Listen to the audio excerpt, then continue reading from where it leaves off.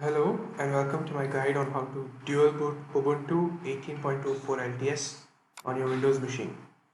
I will be using 18.04 LTS, but you can use whatever version you'd like to. Now, what you will need is a USB drive and at least 40 to 50 GB of space on your hard disk to create the partition for Ubuntu. I have included all the timestamps and required links in the description so you can skip ahead if you'd like to. Now you can just go to the Ubuntu site and see whichever version is latest or whichever one you like and go ahead and hit download.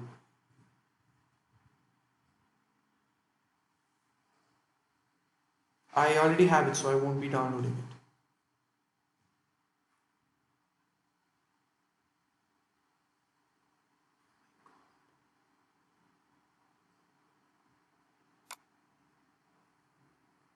Now the next thing that you're going to need is Rufus, which is a software to write the ISO file that we just downloaded onto your pen drive. We will be booting off that pen drive and installing Ubuntu in the partition that we create next using this drive. So this is an important step. You can even use other softwares, but I prefer to use Rufus.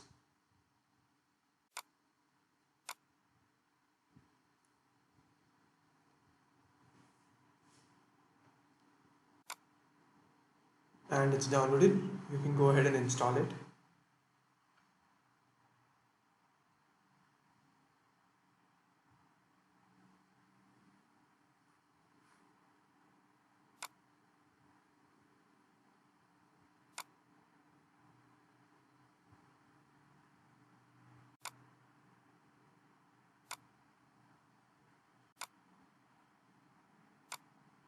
Yeah, as I said, the pen drive that I'm going to be using here is local disk F drive, which has some stuff in it, but we don't really need that.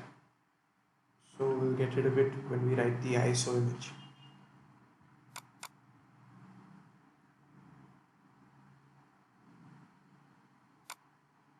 Let me just move my ISO file to my desktop and open up Rufus. You can pause the video and download everything.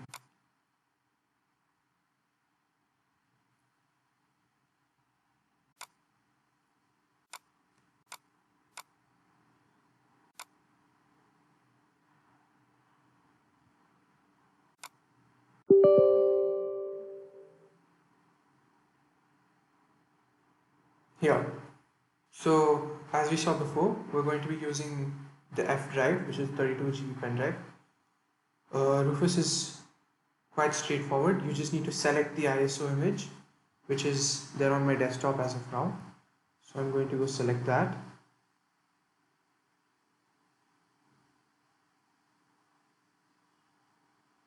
There we go. And just click start. Everything else is ready.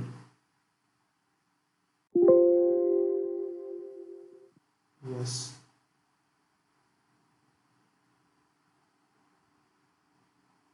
Write as an ISO image. All the data will be deleted. Okay. That's done.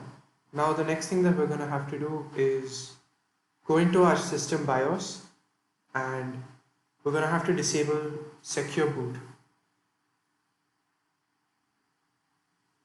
So for Dell laptops, you're going to have to hit F2 as the system is booting up. You can just quickly Google what key you'll have to press for your laptop. So in BIOS over here, we have these options. Yeah, SecureBoot is right here.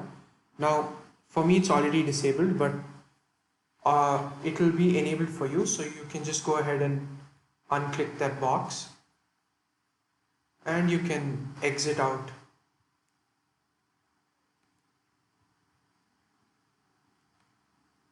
Okay, that was step 2. Now, the next thing that we're going to have to do is create the partition for Ubuntu. Now, this can be difficult, means you can run into some problems, but it should be fairly easy if you have a drive that's larger than mine. Now, I already have Ubuntu, so I'm going to be deleting these two partitions. 8.31 GB is the swap size and 31.67 is the actual disk. So let me go ahead and delete these.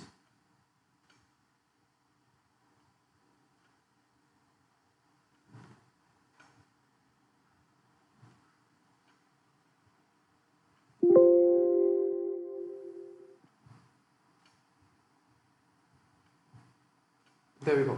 Now, if you need to create a partition, you can just right click on your C drive or whichever drive you'd like to make it in.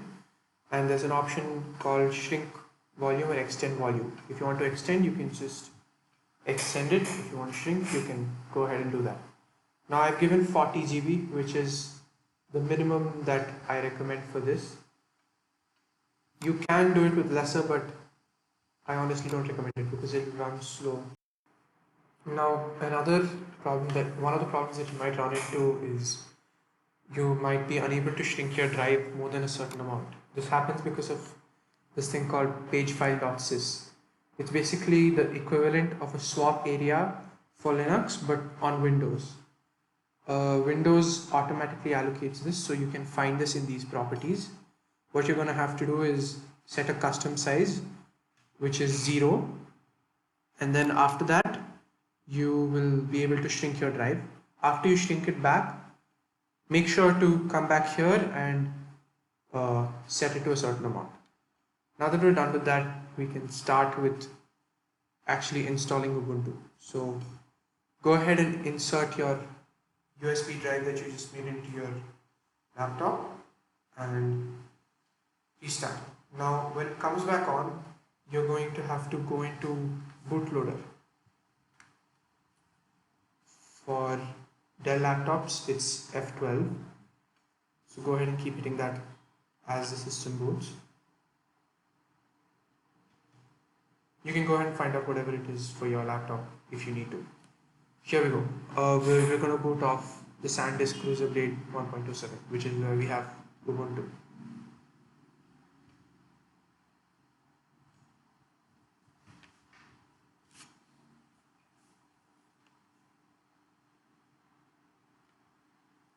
Go ahead and choose the second option, which is install Ubuntu.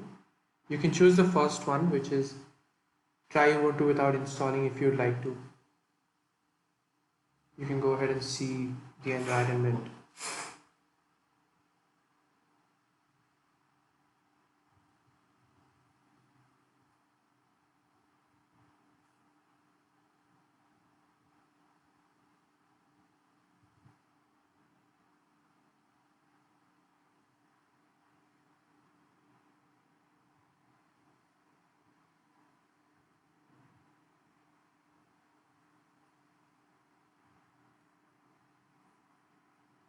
There we are. Go ahead and select your language.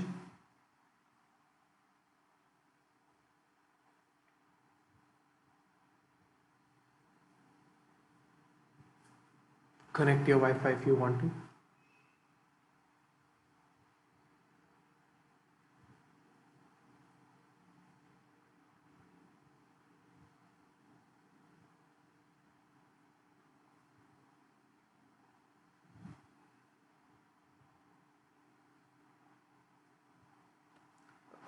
Here's where we have to decide what we want to do next. I want to do a minimal installation because I don't want to install all the apps that come with Ubuntu. You can choose normal installation or minimal, completely up to you. Over here, if you don't want to go through deciding how much root space, how much you want to give for swap, how much you want to give for home, you can just click install Ubuntu alongside Windows Boot Manager and continue. Ubuntu will set up everything for you, but we won't be doing that. So we click on something else and OK. Here we can see all the partitions that we have. if we scroll down a bit, we'll be able to see the free space there. So we're going to create two partitions. We're going to create root and swap. So first it's going to be swap. There we go, swap area. And I'm going to keep that as 8 GB. This is debatable, so I recommend at least half of RAM size. I'll drop a couple of links in the description if you want to find out more. You can also Google it, there are quite a few resources.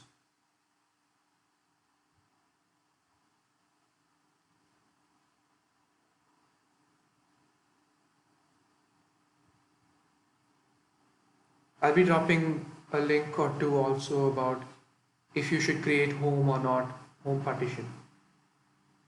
And we're going to be creating root in the remaining 31 GB.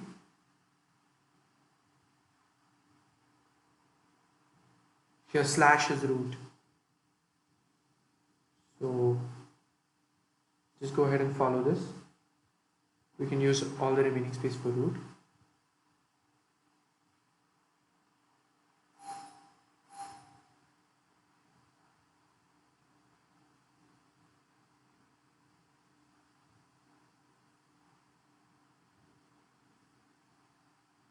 These two partitions are the ones that are going to be used for the installation of Ubuntu.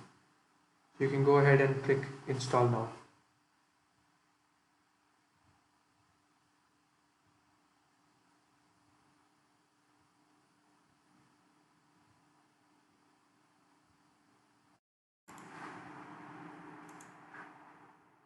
This part is fairly straightforward. I've sped it up a bit. Just enter all your details, choose a password, all that stuff, and it'll finish the installation. This took around 10 minutes for me.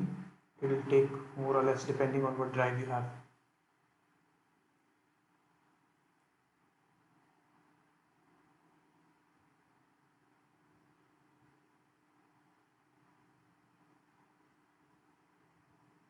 So once it's done, just restart and go ahead and log in.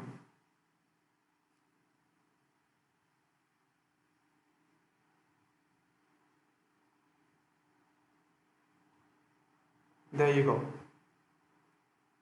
Welcome to Ubuntu. Thank you for watching. See you next time.